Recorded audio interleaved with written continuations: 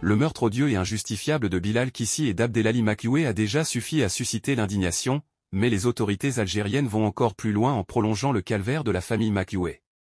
Le corps d'Abdelali demeure entre les mains de la junte, qui semble insensible à la souffrance de ceux qui pleurent la perte de leur être cher. Face à l'horreur de cette situation, les mots manquent pour exprimer la frustration et la colère qui étreignent les proches.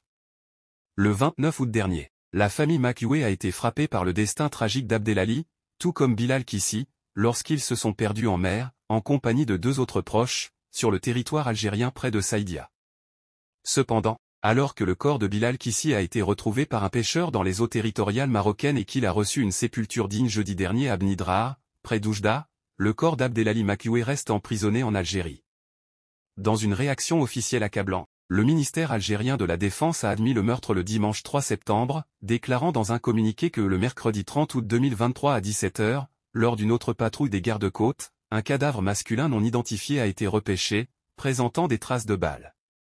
Ce cadavre, celui d'Abdelali Makioué, a ensuite été transféré à la morgue de la polyclinique de Marsa Ben Midi à Tlemcen. Malgré leurs démarches incessantes et leurs appels déchirants pour récupérer le corps, les familles Makioué et Kissi se heurtent à un mur d'indifférence. Pour elles, c'est le seul moyen de pouvoir faire leur deuil et trouver un semblant de paix. Mais les autorités algériennes, conscientes de l'ampleur internationale de ce crime odieux, semblent avoir perdu tout sens de l'humanité.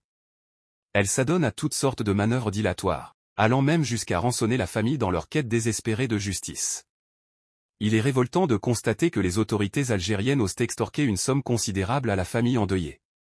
400 000 dirhams sont réclamés pour les prétendus frais de rapatriement, tandis qu'un document exigeant la signature de la famille leur interdit toute poursuite judiciaire ou déclaration médiatique. Les proches des victimes confirment cette ignominie, soulignant que cette décharge vise à falsifier la vérité en affirmant qu'Abdelali Makioué est mort noyé, et non des suites des tirs de la marine algérienne. Devant cette situation inacceptable, il est difficile de contenir l'indignation face à l'injustice flagrante et à la souffrance infligée à la famille Makioué. Les autorités doivent être appelées à rendre des comptes, à respecter la dignité des victimes et à permettre à leurs proches de faire leur deuil dans la vérité et la transparence. La voix de l'indignation doit se faire entendre haut et fort pour que de tels actes abominables ne restent pas impunis.